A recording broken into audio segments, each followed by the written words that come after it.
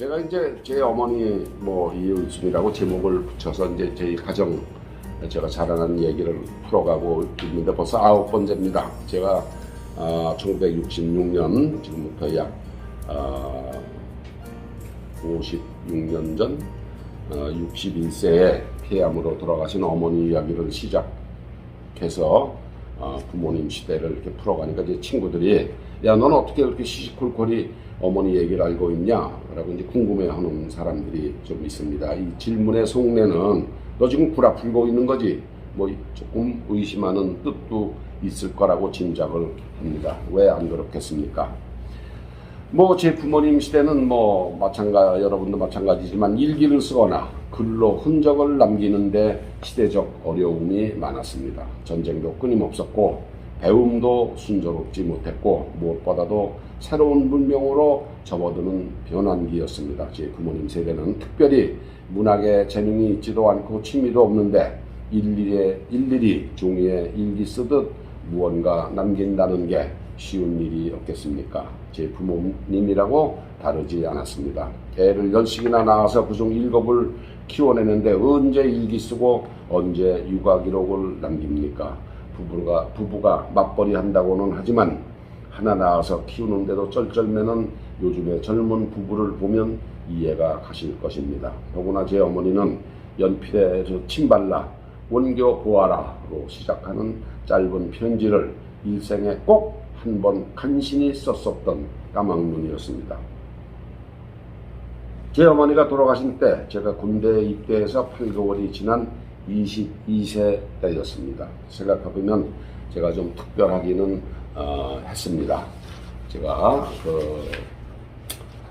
7남매 중 우이로 누나 2, 형 3을 둔 6번째인데 제가 막내를 제치고 부모 주위에서 뱅뱅 돌며 두 분이 나눈 이야기를 가장 많이 귀동냥했고 두 분의 말싸움도 제일 많이 봤고 친인척을 놓고 하는 두 분의 이야기도 형제 중 저만이 가장 많이 들어서 알고 있습니다. 항상 뺑뺑 돌면서 살았으니까 타고난 제 천성이 우리 부모님 표현을 빌면 사분사분 했었나 봅니다. 남의 말을 열심히 들어주고 궁금하게 있으면 잘 묻고 제가 그랬습니다. 쓸데없는 거 귀찮게 묻는다고 어머니에게 야단도 많이 맞았습니다.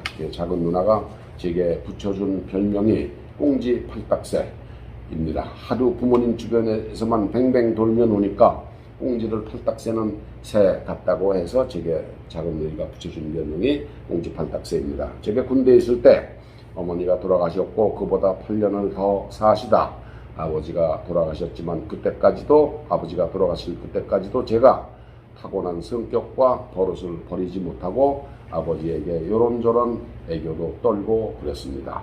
그런 것들이 쌓여서 오늘 이런 하찮은 기억을 되살리는 재산이 된 것입니다. 제가 그렇게 믿고 있습니다. 여러분도 눈을 감고 부모님과 나눴던 일들 많지는 않겠지만 대화를 이렇게 되살려 보십시오. 조각조각 떠오르는 생각의 파편 조각들이 역사입니다. 그게 생활의 역사입니다. 뭐 역사라는 게 거창한 게 아닙니다, 여러분. 제 외할아버지는 조선말 또는 구한말의 역사책에 기록될 만큼 대단한 벼슬을 한 것은 아니었지만 제 외할아버지는 은퇴해서 퇴계원 인근 덕릉에서 주민들에게 대접받는 인물로 사시다 해방을 보지 못하고 돌아가셨습니다. 아마 환갑을 겨우 넘긴 60 초반이 아니었나 합니다. 반면에 하나뿐인 제 외삼촌은 부모로부터 물려받은 퇴계원 덕릉의 천석을 내는 땅에서 수출도 매섭게 야무지게 관리하고 거기에 더해서 해방 전에는 쌀 배급 등 면사무소 일도 보며 소장농과 주민에게서 무척이나 욕을 먹고 있었다고 합니다. 제가 어머니에서 들은 얘기입니다. 부친인 제 외할아버지가 돌아가고 난 후에는 그악스럽고 사납게 굴며 주위의 인심을 잃었던 겁니다.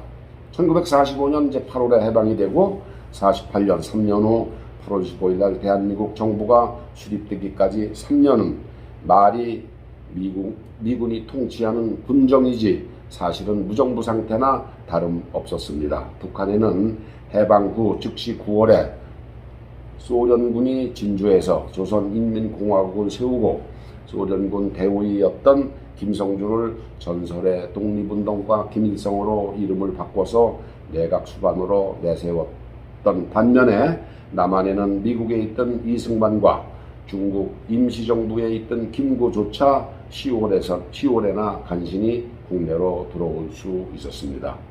미국의 그 군정장관 하지 중장이죠. 하지는 남한의 말 그대로 공산주의와 민주주의가 함께 공존하는 샹그릴라 같은 아주 이상국가 건설을 목표로 하고 있었고, 이승만은 군복 입은 군인이 무슨 이데올로기를 아느냐 하며 공산주의와 함께 연립정부를 구성하는 것을 강력하게 반대하고 있었습니다. 김구는 하지의 주장처럼 공산당과 연립정부를 연합해서 구성하는 구성을 지지하는 입장이었습니다. 세계 2차 대전이 막 끝나고 소련이 폴란드, 헝가리, 체코, 루마니아, 불가리아 그런 동유럽을 침략하기 직전에 공산주의가 뭔지도 모르는 그 실상을 세계가 모르고 있던 시절입니다. 다시 제 외가 얘기로 돌아가서 제 외삼촌은 하급 일본인 지방 관리들과 어울리다 보니 자연 일본 제국주의의 반사회주의, 반공산주의에 물들었습니다. 일본 제국주의는 아주 사회주의라든가 공산주의를 철저하게 탄압을 했죠. 뭐 그러다 보니까 제 외삼촌도 이제 반사회주의, 반공산주의는 됐는데, 소작인들로부터는 일본인들과 허물없이 지내는 친일분자 소리에 더해서 가난한 농민의 고를 빼먹는 악질 지주라는 소리를 듣지 않았었을까 제가 상상을 해봅니다. 왜냐? 급기야 해방정국의 무정부 상태에서 얼굴을 이렇게 수건으로 가린 농민들이 낫과 몽둥이를 들고 대낮에 지외삼촌 집에 외가에 들어와 너 맞아 죽을래? 아니면 몽땅 두고 나갈래? 하는 협박을 당하기에 이르렀습니다. 평소 잘 알던 사람들이 세상이 바뀌었으니 네 아버지 안 했으면 넌 맞아 죽었어도 벌써 맞아 죽었어 하는 소리를 공공연히 해도 어디 하소연할 데가 없는 시대가 된 겁니다.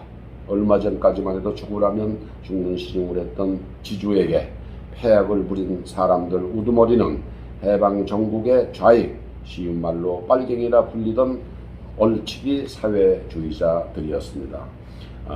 38선 이북의 사정을 전혀 모른 채 공산주의를 맹신하는 사람들이었습니다. 남한의 좌익은 북한과 연계 없이 독자적으로 당을 만들어 활동하고 있었는데, 바로 박헌영이 이끄는 남조선 노동당, 줄여서 지가 남노당이라고 하는 조직입니다. 나중에 북한 김일성과 손을 잡고 북한 노동당에 흡수가 되며 박헌영은 미군의 그 간첩으로 몰려서 처형까지 당했지만, 어찌 보면 이 남노당은 자생적으로 한반도에 생겨난 최초의 공산당입니다. 제 외삼촌의 운명, 제 외삼촌의 팔자는 항상 제가 생각하는 겁니다. 세월의 끝을 생각하며 살지 못했던 보통 사람들의 자업자들이죠. 내 인생의 끝이 어떻게 끝날까? 이걸 보통 사람들이 생각을 하면서 살겠습니까? 그걸 그렇지 못하죠. 그렇게 평범하게 살던 사람, 자업자들이고, 그것보다는 한 사람으로서 일생을 어떻게 사는 것이 사람답게 살다 죽는 것인가 하는 인생관이 제 외삼촌에게는 없었던 것 아니었나 합니다. 거창하게 국가관이나 민족관이니 사상이니 하는 것은 지금 몇십 년이 흐른 지금 쉽게 하는 말이고, 살면서 끊임없이 뒤를 되돌아봐야 하는데, 사실 그게 얼마나 힘든 일입니까? 늘 주위에 어려운 사람을 생각하고 겸손하게 사는 모습을 보이지 못한 게 제 외삼촌이 말년을 불운하게 지낸 원인이라면 원인이라고 저는 생각을 합니다. 제 외삼촌은 이제 그렇게 동네 농사 짓던 사람들이 대낮에 들어와서 죽을래, 다 놓고 나갈래 이런 협박을 당하고 그런 일을 몇 번 겪고 나서 살던 마을에서 야반도주 하듯이 집을 쌌습니다. 여러분, 몇 주 전에 그 한동훈 법무장관이 내로남불당 때 한 말이 있지 않습니까? 검수완박은 범죄를 잔뜩 저질러 놓고 감옥을 안 가려고 야반도주했다고 바로 그랬습니다. 바로 그 야반도주입니다.